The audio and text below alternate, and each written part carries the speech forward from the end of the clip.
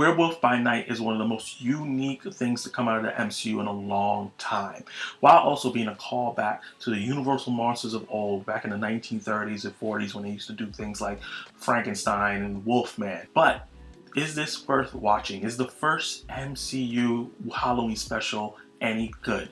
Before I get into the premise, hit that like button, subscribe to the channel, and share this video with your friends that loves movies and television.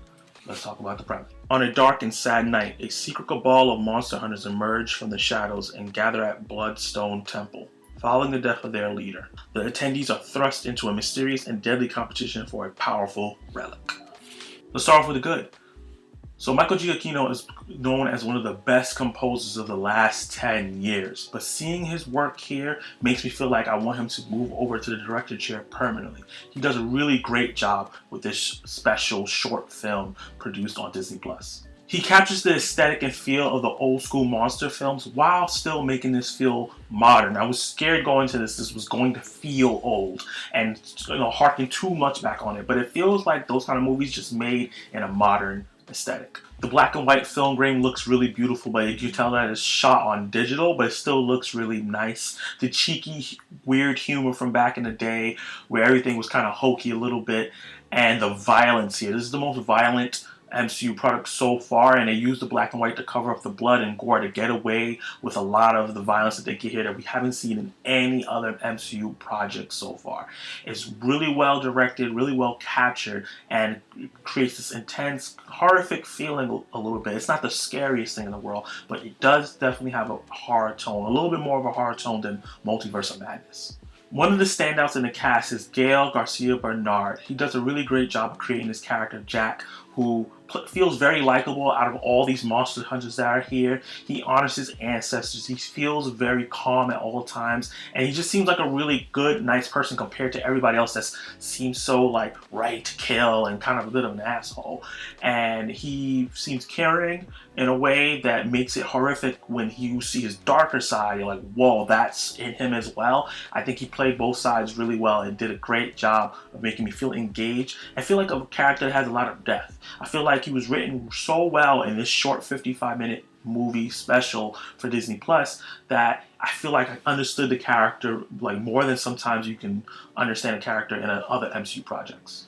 Laura Donnelly does a good job of playing this version in this special of Elsa Bloodstone. She doesn't feel like the character from the comics per se, but you can tell this is just the beginning.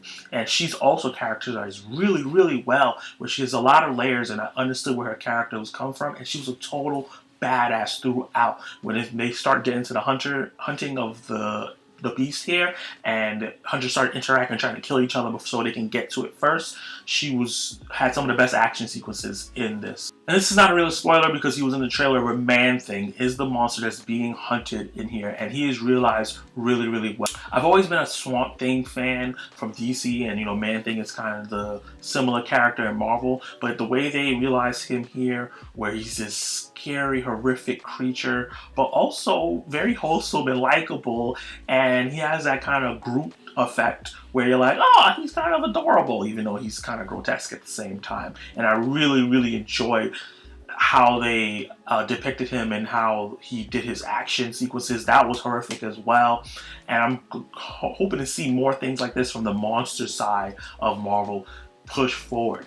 The way the hunt goes and the way the story interacts and the world building happens is really intricate. And by the time we get to the hunters facing off a Man-Thing, it really gets you engaged. And this is called Werewolf by Night, and the werewolf transformation is done really, really, really, really, really well. And Laura Donnelly has to give a big ups to that because she is the one that sees the transformation happen in front of her, and the way she reacts to it, how scared she is, really heightens the tension. And when it's let loose, that's when the real fun begins, because he starts tearing apart all the hunters and everybody that's in the vicinity, and they did a really great job of making it feel as intense and as scary as possible you could do within the environment of the MCU.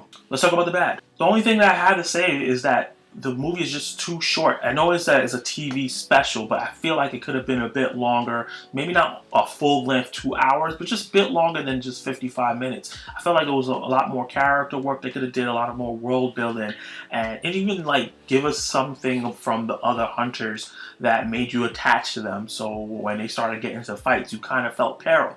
But it kind of speeds through really well, and it does a great job, and it's really entertaining. But it could have been really, really great if it was just a bit longer and executed things and fleshed them out. Let's get into my verdict. So, I think that Werewolf by Night continues the trend of Marvel's Phase 4 to try different things, try different styles and tones, and this definitely does that as well. It harkens back to those old school monster movies, like I said before, while keeping it feeling modern and touching on an aspect of the MCU that we haven't gotten to really see yet. We got witches, and now we're getting monsters. We got, Egyptian crazy god stuff with Moon Knight. So we're getting into some real cool, like, supernatural things in the MCU, and this is really, really great introductions of monsters. So I think this is a really solid Halloween watch. It's really quick, and it's, like I said, it's only 55 minutes, and I really, really enjoyed it from beginning to end. So I definitely recommend it, and you check it out. And with that said, I'm going to give it a C+.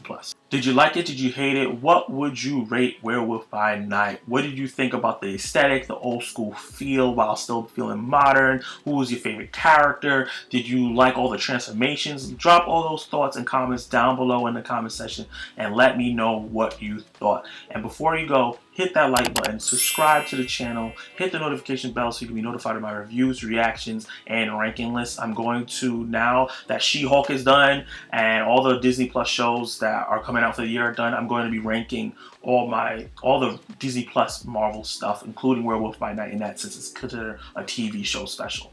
But if you want to check more of my past content, you can check more right now.